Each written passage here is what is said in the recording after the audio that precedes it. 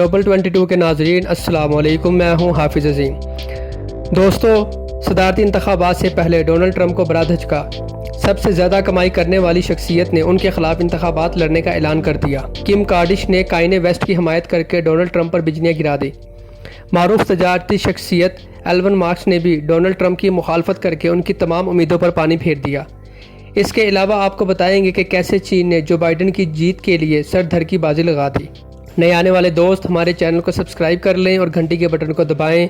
Video کو face بک اور what's app group میں بھی شیئر کر دیں۔ دوستو، معروف امریکی ریپر، گلوکار، پروڈیوسر اور دنیا میں سب سے زیادہ کمائی کرنے والی 100 شخصیات میں سے 43 سالہ کائنے ویسٹ نے رواں سال امریکی صدارتی انتخابات لڑنے کا اعلان کر دیا ہے۔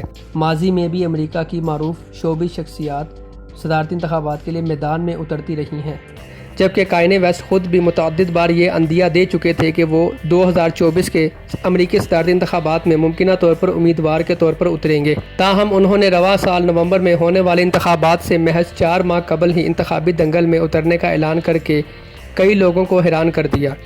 کائنے ویسٹ نے اپنی ایک ٹویٹ کے ذریعے صدارتی انتخابات لڑنے کا اعلان کیا اور گلوکار کے اعلان پر ایلون ماسک جیسی شخصیات نے انہیں ساتھ دینے کی مکمل طور پر یقین دہانی کرائی۔ کائنے ویسٹ نے 5 جولائی کی صبح کو اپنے ایک ٹویٹ میں امریکہ کے یوم آزادی کے موقع پر صدارتی انتخابات لڑنے کا اعلان کیا۔ انہوں نے اپنے ایک ٹویٹ میں لکھا ہے کہ ہمیں خدا پر یقین کرتے ہوئے اور اپنے ویژن پر فوکس کرتے ہوئے بہتر امریکہ کے لیے کام کرنے کی ضرورت ہے۔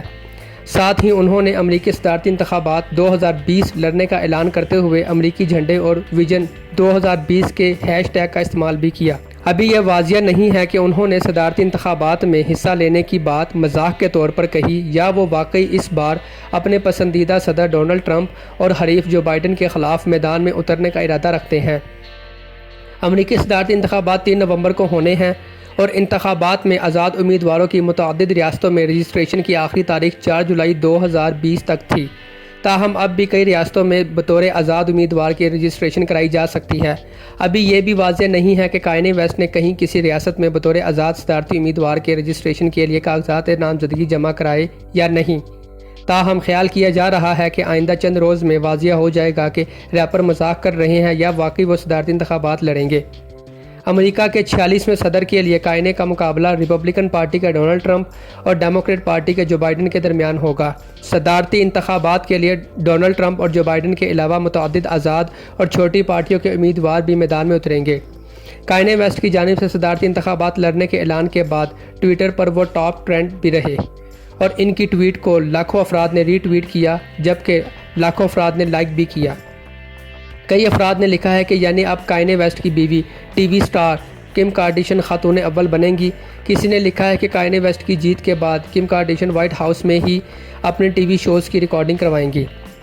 واضح رہے کہ کم کارڈیشین اور ان کے شوہر کائنے ویسٹ نہ صرف امریکہ بلکہ یورپ سمیت دنیا بھر میں مقبول ہیں اور وہ صدر ڈونلڈ ٹرمپ کے حمایتی نظر آتے ہیں، کیونکہ وہ ان سے گزشتہ 4 سالوں میں کم از کم 2 مرتبہ ملاقات کر چکے ہیں۔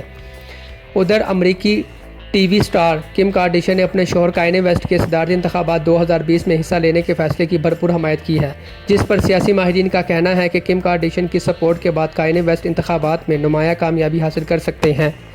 دوسری جانب امریکی صدر ڈونلڈ ٹرمپ نے دعویٰ کیا ہے کہ آئندہ صدارتی انتخابات میں چین انہیں ہرانا چاہتا ہے اور وہ اس مقصد کے لیے وہ کچھ بھی کر سکتا ہے۔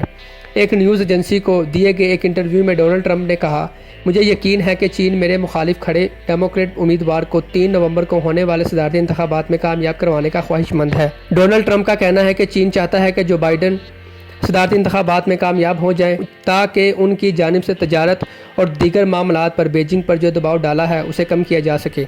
یاد رہے کہ صدر ٹرمپ نے گزشتہ برس چین کی مصنوعات پر بھاری ٹیکس عائد کیے تھے اور وہ وبا کے باعث امریکہ میں ہلاکتوں اور کاروباری سرگرمیوں کو پہنچنے والے نقصانات کا ذمہ دار بھی چین کو ٹھہراتے ہیں۔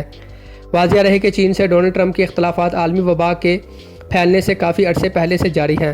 یہ کاروباری جنگ اب وبا کے پھیلنے کے بعد عالمی صورت اختیار کر چکی ہے، کیونکہ امریکہ کے علاوہ اب کئی دیگر ممالک بھی چین کی مخالفت میں اتر آئے ہیں۔ ادھر امریکہ کے اندر ڈونلڈ ٹرمپ کو وبا کے دوران بد نظمی کے سبب مسلسل تنقید کا سامنا کرنا پڑا، لیکن ٹرمپ حسب عادت اپنے فیصلوں اور ارادوں پر قائم رہے۔ ڈونلڈ ٹرمپ نے اپنے ممکنہ مخالف صدارتی امیدوار جو بائیڈن کی تعریف بھی کی۔ ان کا کہنا تھا کہ حیران کن طور پر جو بائیڈن بہت اچھا کھیل رہے ہیں۔ آخر میں تمام دوستوں سے ایک مرتبہ پھر گزارش ہے کہ ہمارے چینل کو سبسکرائب کر لیں اور ویڈیو کو فیس بک اور واٹس ایپ گروپ میں بھی شیئر کر دیں۔